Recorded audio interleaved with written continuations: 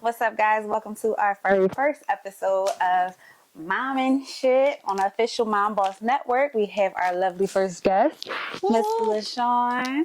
Thank you for coming and welcome. You're welcome, honey. Thank you. Thank you for having me. Absolutely. You want to just kind of give our audience a brief overview of who you are and what you do? Okay. Hi, my name is LaShawn Williams. I am a mom of three, and I'm a mom of three because I am a bonus mom. So my oldest is definitely from a previous relationship of my husband, and then my daughter is a previous relationship from me. And then we birthed my son. I am a beauty entrepreneur. I'm a mobile specialist. So I do anything from lashes, brow, body sculpting. Yes. And I'm also a minister. Very nice. So you have a definite connection to moms all around because you can identify with multiple communities. Yes. Nice. All right, so you ready to get started? Let's get it. Okay. My phone on silent. Okay. Can you talk to us a little bit about your birth journey to your oldest daughter? Okay. So that is definitely the beginning. Yes, let's go to the beginning of our beautiful Amelia. Yes, my daughter, her name's Amelia Grace Page. She's 15 years old. She just celebrated her quinceañera. We are Panamanian, so in the Hispanic culture, is something that is called a quinceañera, and they come into womanhood. But my daughter is a different connection. I love both of my children the same, but my daughter was definitely the beginning. As a little girl, you grow up and you think, I'm going to get married, I'm going to have a big wedding, then I'm going to have kids. Like the song, there come the baby in the baby carriage, first come marriage, then comes love, all that other good stuff. Well, mine was a little different. Mm-hmm. Mine was a lot different, especially coming from a Christian a Christian home and knowing the Lord. I didn't get pregnant out of high school. And that's something that surprisingly, my mom and I talked about yesterday. And she was giving me praise. And I'm like, where is this coming from? She was like, I'm just so proud of you because you broke the generational curse. She said, I got pregnant at 14 and I got married at 14 because you didn't want to defame the family's name. So a lot of people call it the shotgun wedding, but it was like, no, you got pregnant, you got to get married.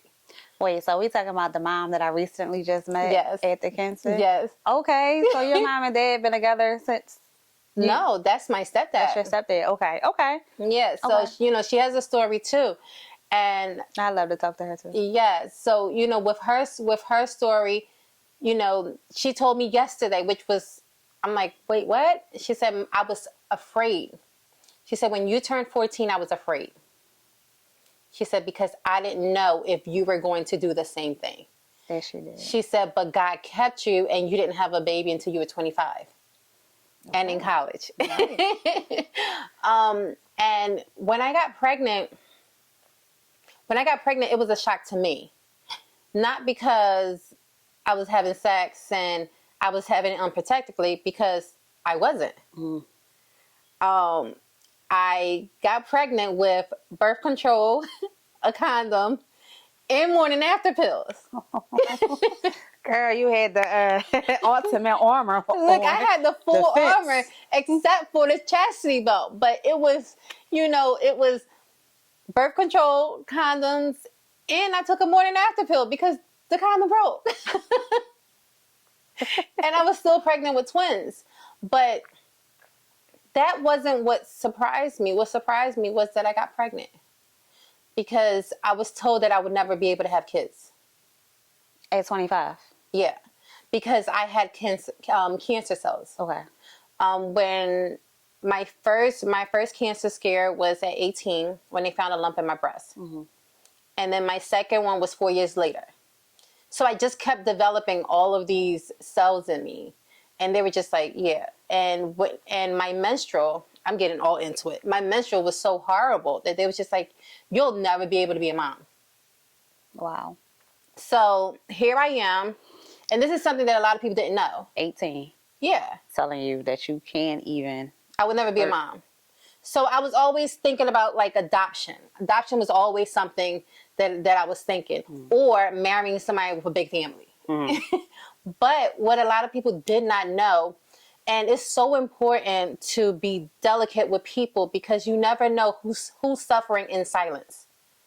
So I would sit in church, and every time they had a baby dedication, I would excuse myself out of the sanctuary.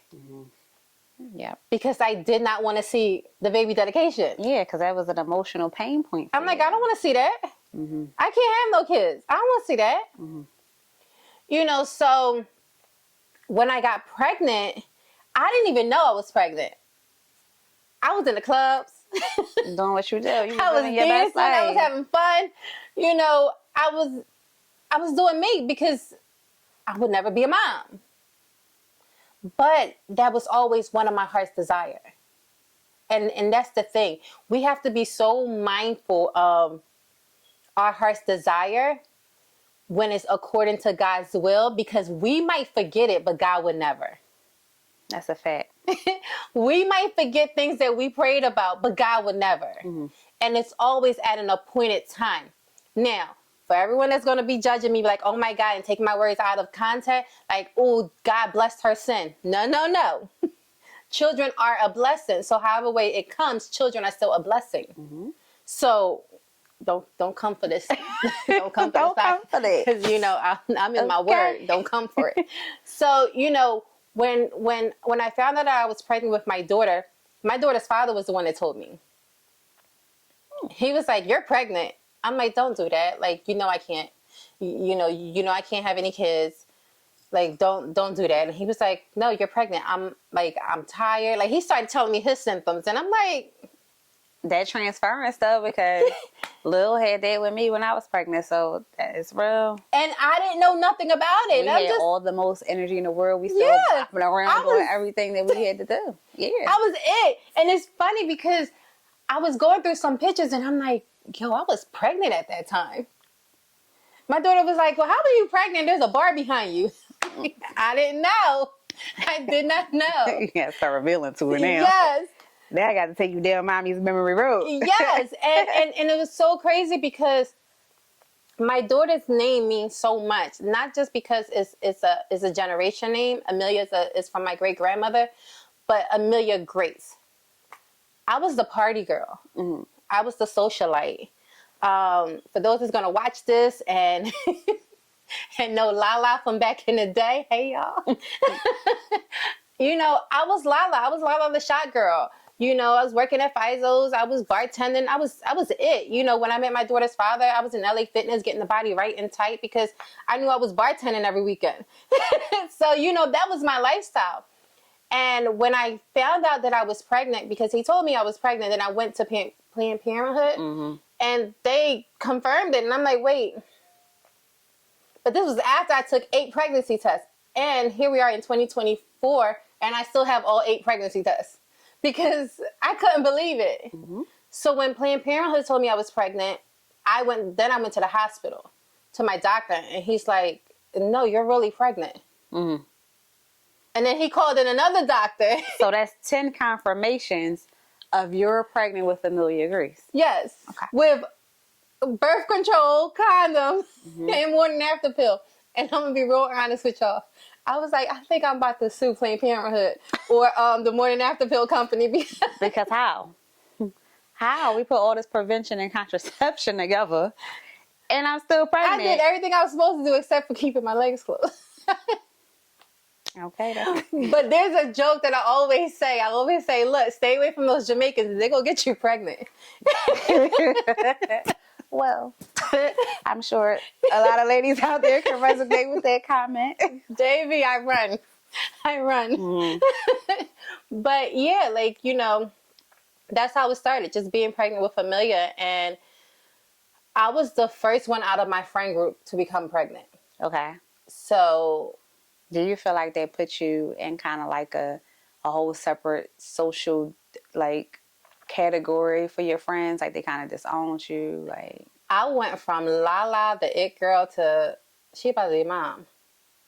It wasn't no like, oh shit. Yeah, it wasn't no more. We going into the club. It's gonna be first class treatment, bottle service, all of that, VIP. Mm-hmm. Yo, she really shutting it down. Mm-hmm. So, but it was more to that. It wasn't just my lifestyle changing. It was the mental attacks. It was the spiritual attacks. When I was pregnant with my daughter, when I was pregnant with my twins, I had, and I'm not going to name any names, but I had a minister lay hands on my stomach and told me I was having an Ishmael. Now, for those that are familiar with the Bible, Ishmael wasn't the promised child of Abraham. Isaac was. Ishmael was the child of Hagar. And they always call Hagar the side woman, the side piece, the whore. But no, Abraham married Hagar. Get into y'all word. But we're not here for that, but get into y'all word. Mm-hmm. So when he laid hands on my stomach and told me I was having an Ishmael, I automatically connected with that because I said, my child's not going to be blessed. My kids are not going to be blessed. And then that also connected with what was told by, I mean, we're cool now, but what was told by my daughter's father, like, if you have this baby, your life is going to be ruined. You know, we're not going to be able to do what we want to do. Like, you're getting all the negative feedback that you didn't want. Yeah, like you're really about to do this. Like, right. You're really about to carry this child. So with all of that, I remember revealing my pregnancy to my mother right before she was about to get on the pulpit because my mom's a pastor. And I remember telling her, I said, I'm pregnant, but I'm having an abortion. No, I remember telling her, I said, I got something to tell you. And she turned to me and she looked at me, she said, you're pregnant, but you're not getting an abortion. And I said, how you know? She said, the Holy Spirit already told me. We're going to talk this when I get down. I said, oh, okay. And when I went to my parents' house, the conversation was intense, you know, like any other parent, you know, and I'm not upset with my parents. We have a great relationship, but like any other parent, my dad, he's straight South Philly, raw as can ever be. He said, how can you be so smart but so stupid? I can resonate with that. How can you be so smart but so stupid? Here I am, straight A's, you know, socialite, smart, intelligent, college. All. How can you be so smart and stupid at the same time? Like, how did you get pregnant? And how did you get pregnant? It rubs me the wrong way. Because I can't get pregnant by myself. Right. You know, yes, I am the carrier. I carry, but I didn't do this by myself. And for a while, that rested with me. Like, LaShawn, how did you get pregnant? How did you drop the ball? How did you get yourself in this situation? Because then the tables turn. Well, you was in control for a while. And that's what it was. I feel like when you go through a situation as yours, when you're being protected, you got all of these barriers up, you in school, you know, you have a path and a plan, control was snatched from you. And that's where your mental capacities started to play games on you. Because you're no longer the puppet master. And that's the thing, because that's something powerful that you just said. I was in control, but before getting pregnant, I was meeting guys that I was like, oh, I won't mind having a baby by him. Right? You started doing that first eye look. Okay, my life would be like this, and this. And it wasn't happening. But then I was also meeting guys that was speaking negativity into my life, meaning, and I know a lot of females might resonate with this, yo, somebody need to knock you up and and trap you. I literally had guys that was like, I want to trap you. So is pregnancy a trap? It makes you start thinking. Like, what? Is it a trap? About the intentions of the people that we surround ourselves with, or the men who we gravitate towards. Because we don't want, I mean, unless you've had like a really good father figure in your life and like the men in your life was like solid A+1, we really don't know what we're looking for. There's no blueprint to it. I had daddy issues. My dad is amazing. Nothing amazing. But my dad is my stepdad. My real father, and how the enemy played with me was the first man that was supposed to love you was the first man to reject you. Mm-hmm. So now every man moving forward is going to reject you from this day forth. You're going to always get an illusion, but it's never going to be the real. Which is what your stepfather did. Yeah. Mm-hmm. But my stepdad, he loves me, but he's military. So it was just like, Mm-hmm.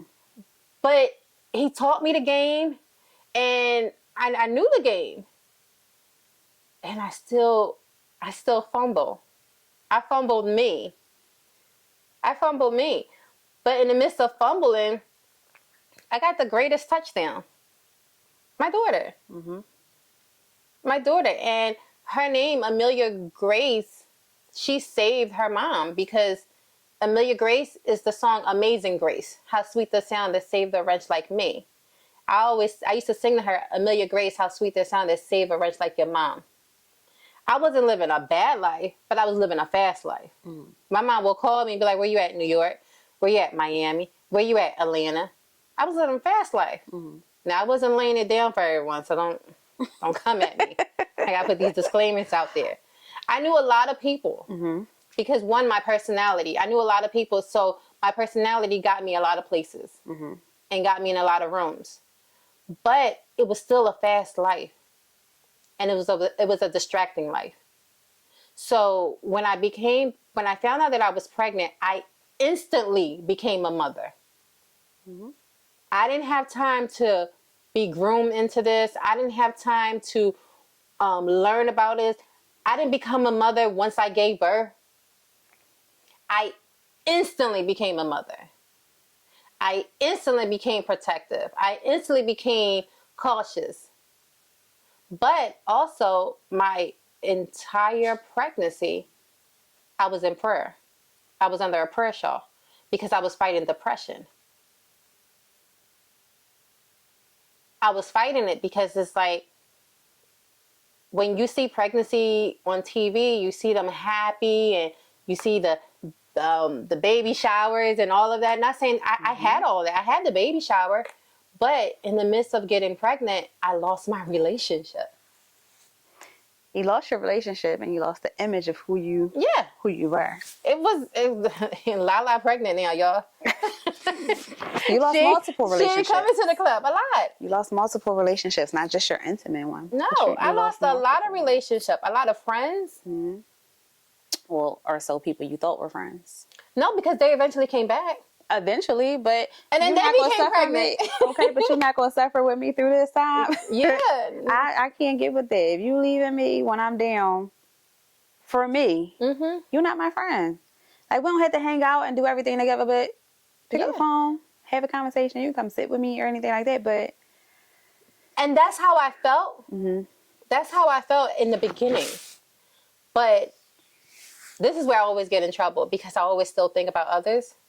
So when they rejected me, I immediately, after a while, was like, they didn't know how to be there. Because in the midst of them rejecting me, he also rejected me too. Well, that's the forgiving part of you. That is the forgiving part of you. And she knows me. That is the mature part, because once you reach that moment where you've thought of every possible thing you could think of, mm-hmm. why people don't want to be around you, you be like, all right. I'll give you a pass. You all right. Yeah. I know you ain't mean it. But for me, in this age, baby, if you can't sit down with me when I gotta sit down, we can't stand up together. Now, in 2024, mm-hmm. that's it. I grew up. I'm 41, so I grew up. So it's like, I can't keep giving adults passes. Nope. There's no adult pass. We're not in school. I'm not giving you no hall pass. We can't get a hall pass. Yes. you can't be excused from what you lay or what you pour into my life. Mm-hmm. You can't be excused from that. Like 18 and 20, you still learning. You still wet behind the ears. Mm-hmm. 30 and 40, there's no excuses. That's a fact. There's no excuses. So at 30 and 40, no, you got to come a little bit better than that. Yeah. You definitely have to come a little bit better than that. Yeah. So Amelia saved you. She did. Amelia was the grace, and she saved you. Yes. And through her birth, you've lost relationships. You went through, I'm sorry, through your pregnancy journey, you've lost relationships. You've been able to understand yourself. You've been in a deep depression. You've been able to bring yourself out. You've suffered from high anxiety. You went through identity crisis. So coming out on the other end of that, you have this amazing baby girl. What is life for you like now? Like while she's that age? Like, so we're now at 15 or now after giving birth to her? no, after giving birth to her. Whew, now this is where it really gets in. Okay. Because so back then I didn't really know anything about postpartum. Mm-hmm. So that wasn't anything that I knew about. But, and this is something that I talk about a lot in my ministry. I remember, and I love my daughter, and I loved her so much that I wasn't going to leave her here. Mm-hmm. So I remember getting myself dressed, and we was in matching outfits. And I wrote a letter. I wrote a letter to everyone, explaining what I endure, what I experienced, and what I couldn't see ahead. Mm-hmm. All I was experienced was the daily torment of coulda, shoulda, woulda, and the daily torment of the present. I wasn't upset of the future because I didn't know what the future entailed. But what was constantly playing in my mind was how I got here and what was transpiring. Here I am, a single mom, working at a law firm, still working at the nightclubs. But after giving birth to her, I stopped working at the nightclub because I'm Lala the mom now. Like, that's not happening. Mm-hmm. You know, so I remember asking God to remove Lala. Like, I had to go back to LaShawn. So I'm working at the nightclubs. I'm trying to save a relationship that walked away while I was pregnant. Mm-hmm. I'm trying to welcome the relationships that couldn't understand how I got pregnant and couldn't understand my pregnancy. Mm-hmm. So they weren't there during the pregnancy, but they came back. Because, you know, we sat down and we had our real talk, but it was still so much that was happening within me because I was fighting my faith in God. God, you know, you knew this was going to happen. Why couldn't you stop it? Right. And I knew you could stop it. So why didn't you? Because now I'm suffering. Now I'm going to be a single mom forever. You know, that's the things we put in our head. Like, we're going to be a single mom forever. So I wrote this letter. My daughter and I was dressed, matching, and I left out the house at 12 o'clock at night. And I'm in the car. I have her strapped. I'm seatbelt strapped, and I'm looking for the perfect bridge to plunge my car over. Literally. Mm. And I was driving past for those that are from Philadelphia, I was driving by the zoo. And you know, that's the bridge right there. Yeah. And then it has like the walls. And I still drive it till this day, but it's now it's an empowering memory. But I was just about to turn that corner and my phone rang. Mm-hmm. And it was one of my minister friends, one of my pastor friends. And he said, I don't know what you're about to do, but God woke me up to call you to tell you not to do it. Look how amazing. And I told him, I said, I'm just tired. I'm not going to be selfish and leave her here. She's going to come with me. Mm. He said, no, that's not what God wants. So turn around. Mm-hmm. And I said, God, but if I turn around, I'm going to suffer. He said, turn around. And I turned around. And my daughter was 3 to 6 months at the time. And I turned around. And from that moment, God gave me the strength to endure life, to endure single motherhood, to endure what was going on between her father and I. And when I got home, and of course I slept it off, and I woke up the next morning, he said, you have to change you. Mm. One, you have to forgive yourself, because I already forgave you. But you also have to begin to speak life in areas in your life that you feel as though it's dead. You gotta breathe that positive air. Yeah. So, and this is where it got really crazy for everyone around me, because what I was dealing with my daughter's father, I was doing the total opposite. Mm. So I was speaking into the father that I wanted him to be, instead of speaking to the father that he was. Okay. So, for a lot of young ladies out here, if you have a child father, a baby daddy, which I stopped using the word baby daddy. He's your child's father, or he's your child's dad. And the reason I stopped doing that is because I had to speak life to the maturity. Mm-hmm. So if you're just calling him a baby daddy, that means both your child and the father will always be young. Mm-hmm. He's your child's father or your child's dad. And I will send him text messages. Mind you, this man was not communicating with me. Happy Father's Day to an amazing dad. I love all the amazing things you do for Amelia, all the amazing things you have done. No response. But you're sending this to someone who's not doing it. So it's not that he wasn't doing it. We had some situations where he literally ghosted. Okay. So nothing was being done. Mm-hmm. He completely ghosted.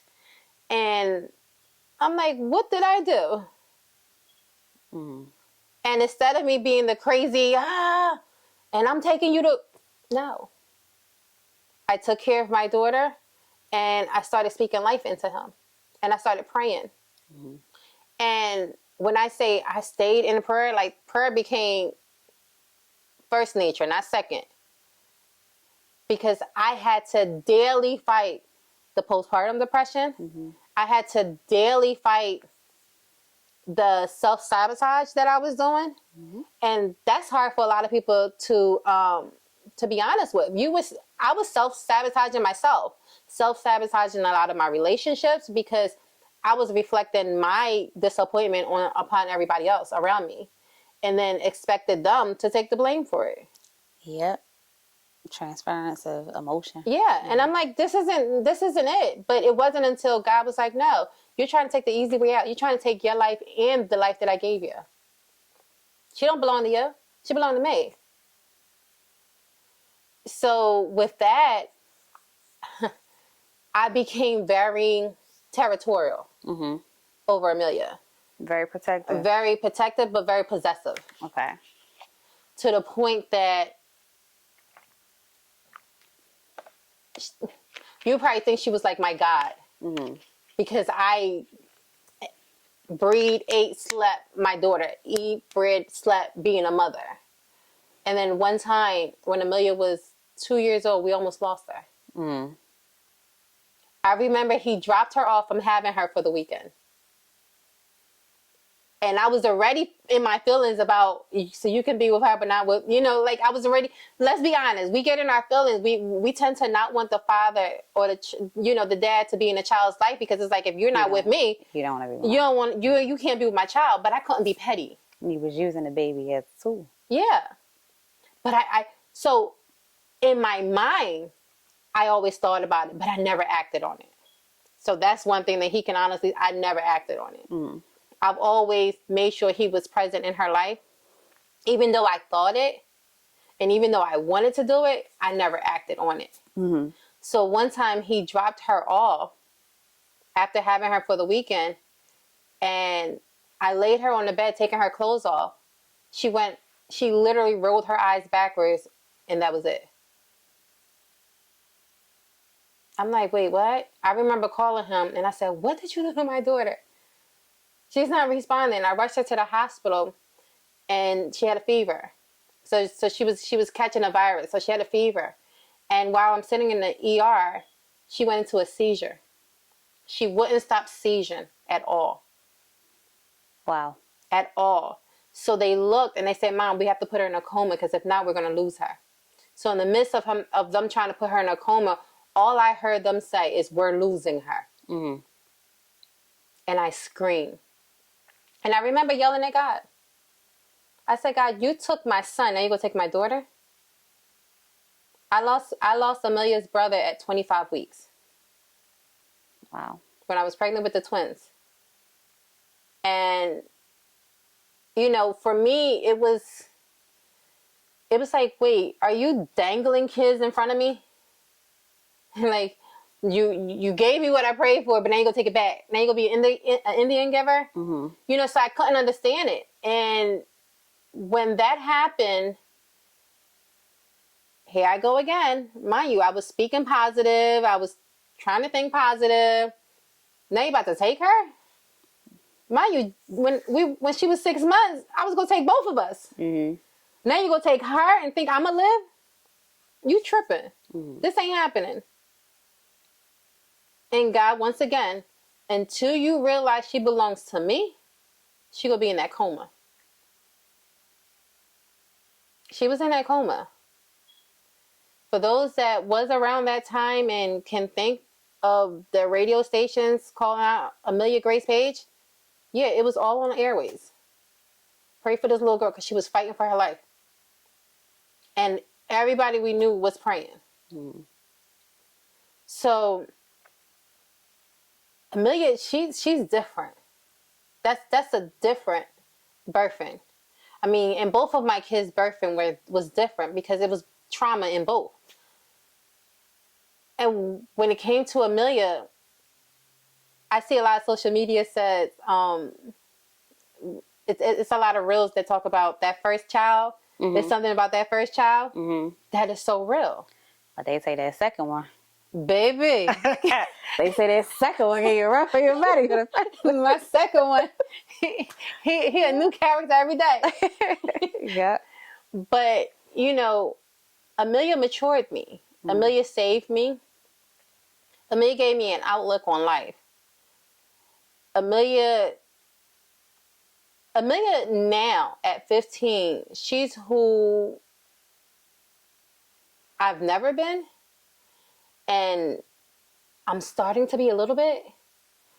And what do I mean by that? She stands up for herself. Mm-hmm. She's feisty. She's smart. I'm smart and intelligent, but you know, she's feisty. she's not a pushover. You know, so it's like when I look at my kids and I look at them, I literally birthed out what I wasn't producing, what I wasn't doing. Right. Yeah. Mm-hmm. And I see why she had to fight so hard. Mm-hmm. I see why, you know, she was always in and out of the hospital. You know, I always say we're living in two different realms at the same time, the spiritual and the natural.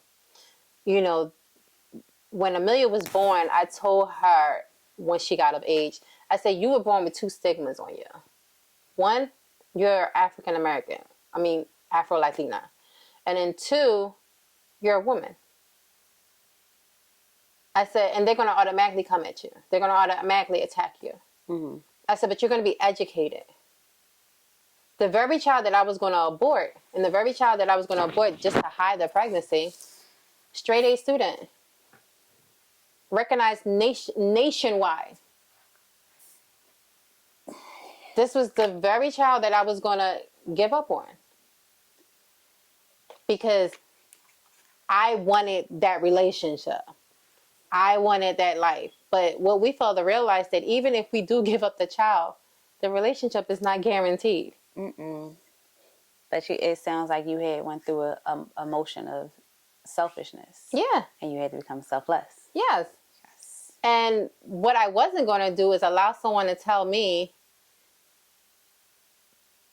give up your child for us. Mm-hmm. I was already told I couldn't have any kids. At 18. We're not doing that. Here you were from 18 to 25 to 41, having experienced so much trauma and turmoil and mental distress. And we didn't even get to. Whew, no, not that one. We didn't even get to my young boy. Elijah. So, yes. So wait, let me go back for a second. Were you always in church? Yes. Okay. Mm-hmm. All right. So in those dark moments with Amelia, aside from your friend in prayer, what else gave you light? The word of God. Okay. Literally. Like, I know it's besides prayer, but so the Bible say, train up a child in the way that they should go so that when they get old, they would not depart. I couldn't depart from the word of God. Mm-hmm. It's a pillar in your life. Yeah, it's in me. Mm-hmm. You know, that seed was planted in me from birth. That seed was planted in me from a youth. You know, we were raised in the church. I was taught that no matter what sin, God loved you. Mm-hmm. I was taught that even in your darkest hour, you call on the name of Jesus and it's going to turn around. You know, I was taught weeping may endure for a night, but joy cometh in the morning. I was taught, you know, cry unto me, all ye that are laden and heavy laden, and I will give you rest.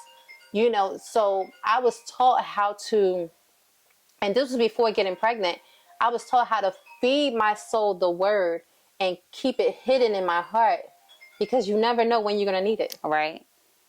Right. you never know. And I was also taught, be full of something so that when that time comes, that's what you can use. So if I was full of hate, mm-hmm. that's all I'll be able to pull from. Able to pull from your hate. Right.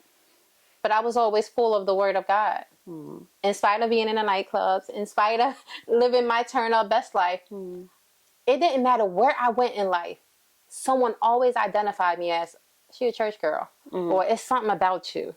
You know, it was always that it's something about you.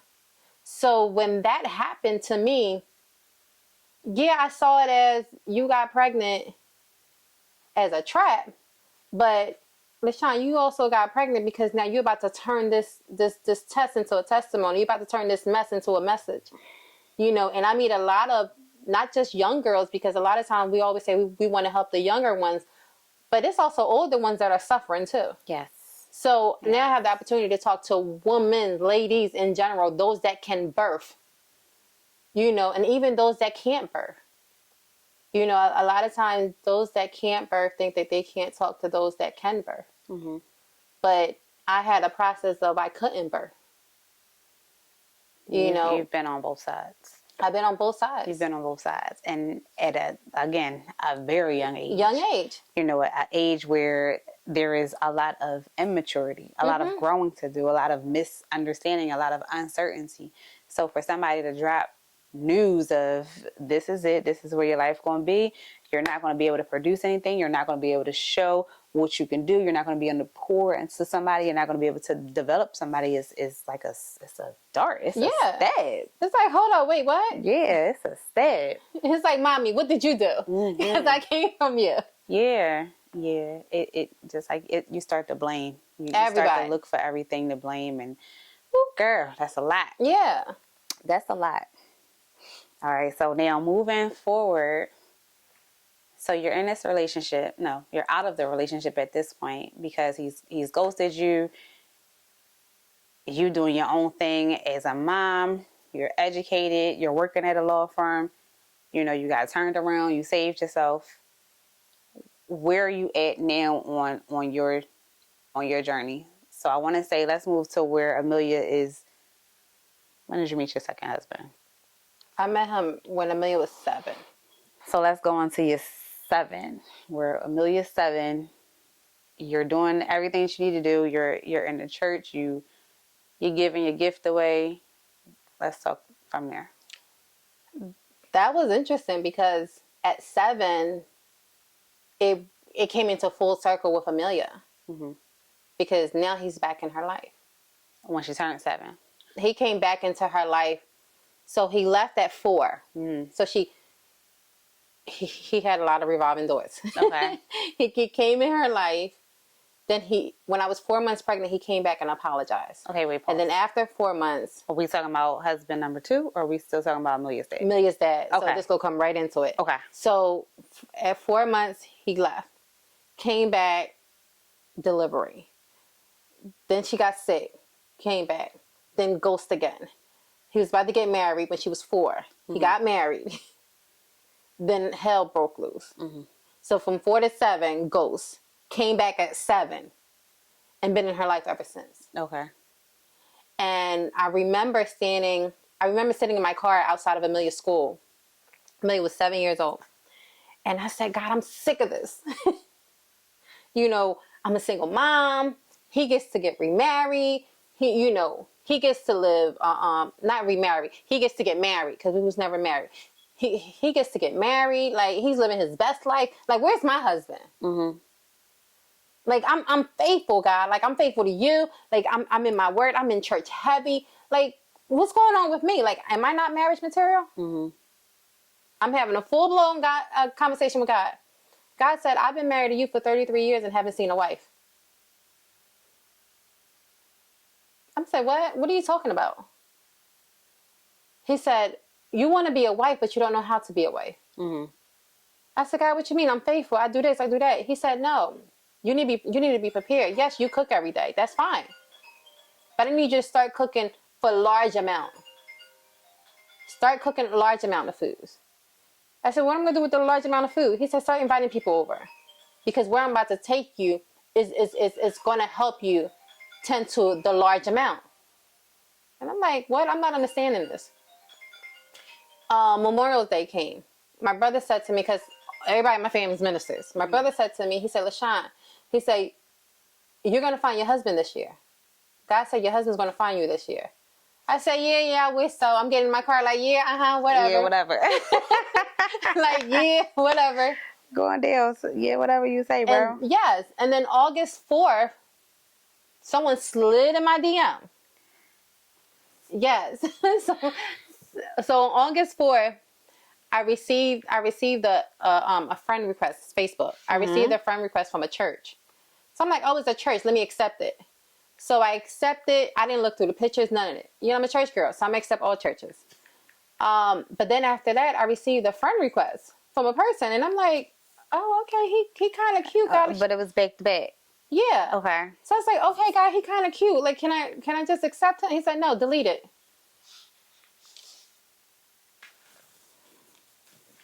So this is the spirit talking to you, the Holy Ghost talking to you. And I'm like, I'm not deleting this. Like, this might be my husband. This might be my husband. Like, I need to. This might be my friend. Mm-hmm. And it's like, no, delete it. So I deleted it, and I never stopped thinking about it. Mm-hmm. Like, why? Like, why did I delete it? Like, I wanted to keep it. Mm-hmm. Couple days later, well, no. Prior to my work phone. Prior to me deleting it, I was literally combing through my Facebook page. Mm.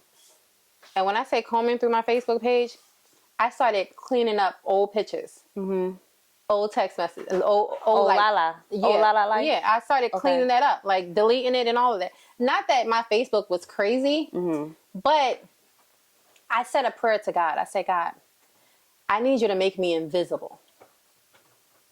Yeah, ladies, this invisible. Don't pray this prayer if you're not ready. Invisible. I said, God, I need you to make me invisible. I don't want to be called pretty. I don't want nobody giving me a compliment. I don't want nothing if it's not my husband.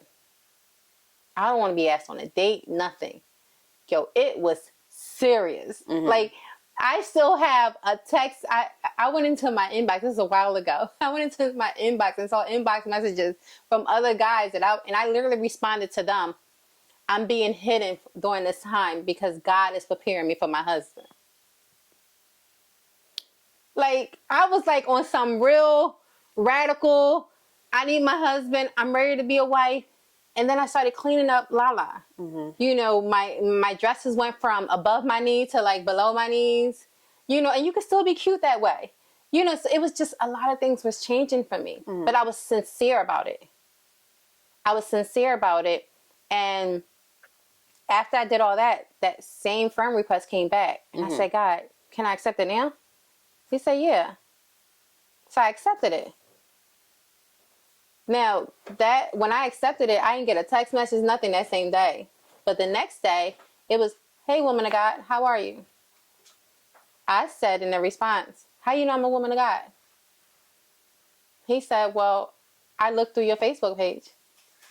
All I church. said, ooh. Oh, shit, he did a background check. Yeah. On social media. Yes. Because we do it. He investigated. But see, the way I do my background checks. Now. It's a little different. I should have did that. But I didn't do a background check. But, you know, like, it was like, hey, woman of God. I'm like, how you know I'm a woman of God? And he's like, you know, I looked through your Facebook page. And I'm like, oh, okay.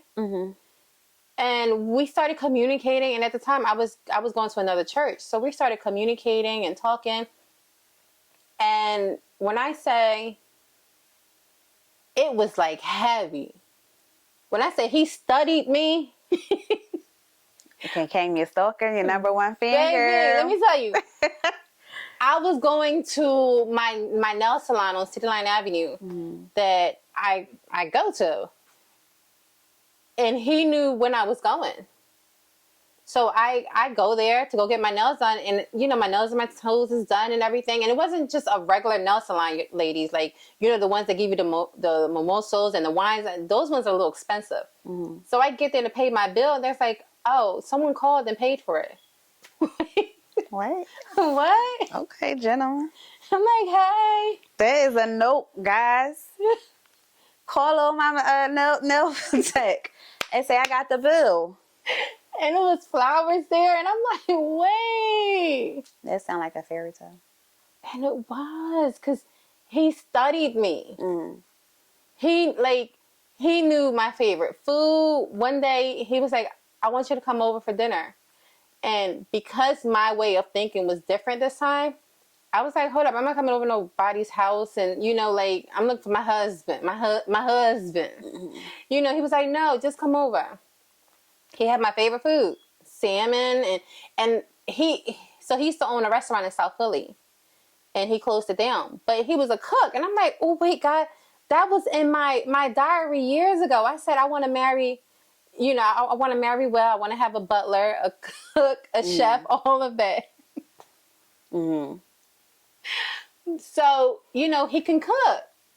So I'm like, oh, this is it. And I remember him telling me, he's like, are you ready to be a first lady? Am I ready to be a first lady? I said, what you mean? He's like, well, I'm a pastor. I said, oh my God. He was like, what? I said, I've always been told that I was going to be a pastor's wife.